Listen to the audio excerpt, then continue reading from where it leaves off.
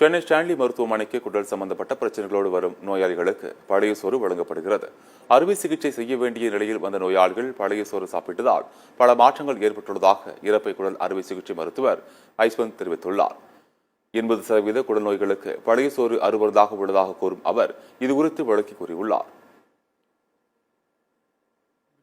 குடல் சம்பந்த வியாதிக்காக ஆரம்பித்தோம். குடல் சம்பந்த வியாதி குடல் அலர்ச்சி, இது ஆங்கிலத்தில் கிரான்ஸ் டிசீஸும்பாங்க. அது வாயிலிருந்து கீழே ஆசன வரைக்கும் பாதிக்கும். புண்கள் வர்றது, உள்ள அடைப்புறது, குடலில் ஓட்டை விடுறது, ரத்த உலக்கு வர்றது, இப்படி பல சில காரணங்கள் அதில் இருக்கும்.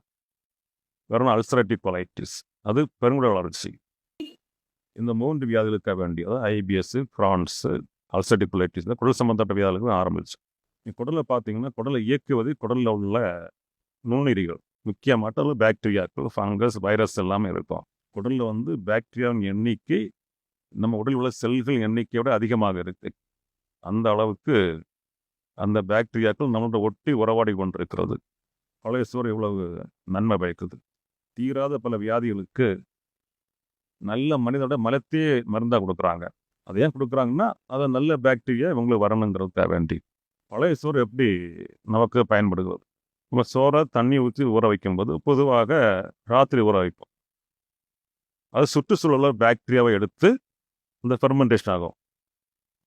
அப்படி ஆகும்போது இந்த பழைய சோறுக்க சத்துக்கள் பல மடங்கு அதிகரிக்கிறது. இந்த வினை புரிகின்ற காரணத்தினால சுமார் 2000க்கு சம்பந்தப்பட்ட மூலப்பொருட்கள் வெளியாகிறது. பெரும்பாலும் எல்லா விட்டமின் சத்துக்களும் அது தயாரிக்கிறது.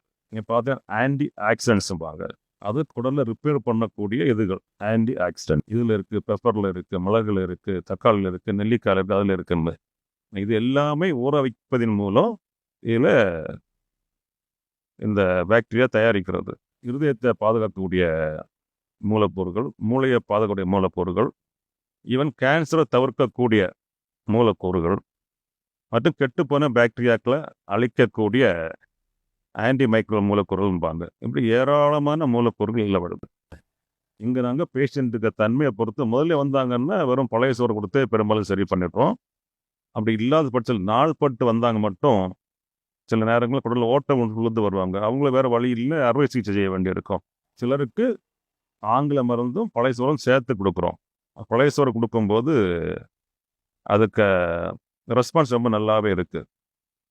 அதே போல் அல்சரேட்டிவ் கொலைட்டிஸ், பெருங்குடல் வளர்ச்சி வியாதி, இதுவும் அதே போல தான் மிகவும் தீவிரமாக இருக்கும், உயிரை பறிக்கக்கூடிய வியாதிகள். இந்த 2 வியாதிகளுமே தொடர்ந்து இருந்தாச்சுன்னா, அந்த இடத்துல புண்ணு ஆறாமல் இருந்தாச்சுன்னா அது புற்றுநோயை வரவழைக்கும்.